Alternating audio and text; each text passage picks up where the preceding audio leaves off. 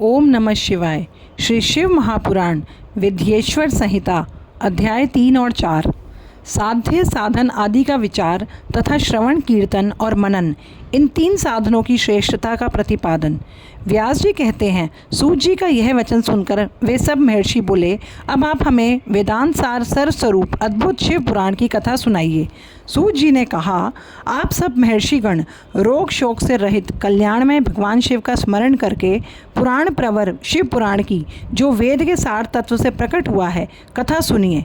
शिव पुराण में भक्ति, ज्ञान और वैराग्य, इन तीनों का प्रीतिपूर्वक गान किया गया है और वेदांत वेद्य सद्वस्तु का विशेष रूप से वर्णन है। इस वर्तमान कल्प में जब सृष्टि कर्म आरंभ हुआ था, उन दिनों 6 लोगों के महर्षि परस्पर वाद विवाद करते हुए कहने लगे, अमुक वस्तु सबसे उत्कृष्ट है और अमुक नहीं। उनके इस विवाद ने अत्यंत महान रूप धारण कर लिया। तब वे सबके सब अपनी शंका के समाधान के लिए सृष्टिकर्ता अविनाशी ब्रह्मा जी के पास गए और हाथ जोड़कर विनय भरी वाणी में बोले, प्रभु, आप संपूर्ण जगत को धारण पोषण करने वाले तथा समस्त कारणों के भी कारण हैं। हम ये जानना चाहते हैं कि संपूर्ण तत्वों से परे परात्पर पुराण पुरुष कौन है। ब्रह्मा जी ने कहा, जहाँ से मन सहित वाणी उन्हें न पाकर लौट आती है तथा जिनसे ब्रह्मा, विष्णु, रुद्र और इंद्र आदि से युक्त यह संपूर्ण जगत समस्त भूतों एवं इंद्रियों के साथ पहले प्रकट हुआ है, वे ही ये देव महादेव सर्वज्ञ एवं संपूर्ण जगत के स्वामी हैं। ये ही सबसे उत्कृष्ट हैं। भक्ति से ही उनका साक्षात्कार होता है, दूसरे किसी उपाय से कहीं उनका दर्शन नहीं होता। रुद्र, हरि, हर तथा अन्य देवेश्वर सदा उत्तम भक्ति भाव से उनका दर्शन करना चाहते हैं। भगवान शिव में भक्ति होने से मनुष्य संसार बंधन से मुक्त हो जाता है। देवता के कृपा प्रसाद से उनमें भक्ति होती है और भक्ति से देवता का कृपा प्रसाद प्राप्त होता है। ठीक उसी तरह जैसे यहाँ अंकुर से बीज और बीज से अंकुर पैदा होता है, इसीलिए तुम सब ब्रह्म ऋषि भगवान शंकर का कृपा प्रसाद प्राप्त करने के लिए भूतल पर जाकर वहाँ सहस्रों वर्षों तक चालू रहने वाले एक विशाल यज्ञ का आयोजन करो। इन यज्ञपति भगवान शिव की ही कृपा से वेदोक्त विद्या के सारभूत साध्य साधन का ज्ञान होता है। शिव पद की प्राप्ति की ही साध्य है, उनकी सेवा ही साधन है तथा उनके प्रसाद से जो नित्य नैमित्तिक आदि फलों की ओर से निह सप्रह होता है, वही साधक है। वेदोक्त कर्म का अनुष्ठान करके उसके महान फल को भगवान शिव के चरणों में समर्पित कर देना ही परमेश्वर पद की प्राप्ति है। वही सालोक्य आदि के क्रम से प्राप्त होने वाली मुक्ति है। उन पुरुषों की भक्ति के अनुसार उन सबको उत्कृष्ट फल की प्राप्ति होती है। उस भक्ति के साधन अनेक प्रकार के हैं, जिनका साक्षात महेश्वर ने ही प्रतिपादन किया है। उनमें से सारभूत साधन को संक्षिप्त करके मैं बता रहा हूँ। कान से भगवान के नाम, गुण और लीलाओं का श्रवण, वाणी द्वारा उनका कीर्तन, मन के द्वारा उनका मनन, इन तीनों को महान साधन कहा गया है। तात्पर्य यह है कि महेश्वर का श्रवण, कीर्तन और मनन करना चाहिए। यह श्रुति का वाक्य हम सबके लिए प्रमाणभूत है। इसी साधन से संपूर्ण मनोरथों की सिद्धि में लगे हुए आप लोग परम साध्य को प्राप्त हों।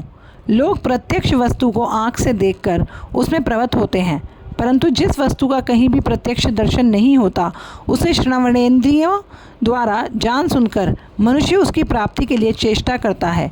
अतः पहला साधन श्रवण ही है। उसके द्वारा गुरु के मुख से तत्व को सुनकर श्रेष्ठ बुद्धि वाला विद्वान पुरुष अन्य साधन कीर्तन एवं मनन की सिद्धि करे।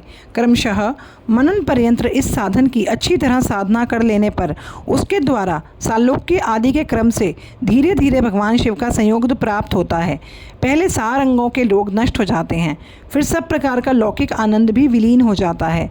भगवान शंकर की पूजा, उनके नामों के जप तथा उनके गुण, रूप, विलास और नामों का युक्तिपरायण चित्त के द्वारा जो निरंतर परिशोधन या चिंतन होता है, उसी को मनन कहा गया है।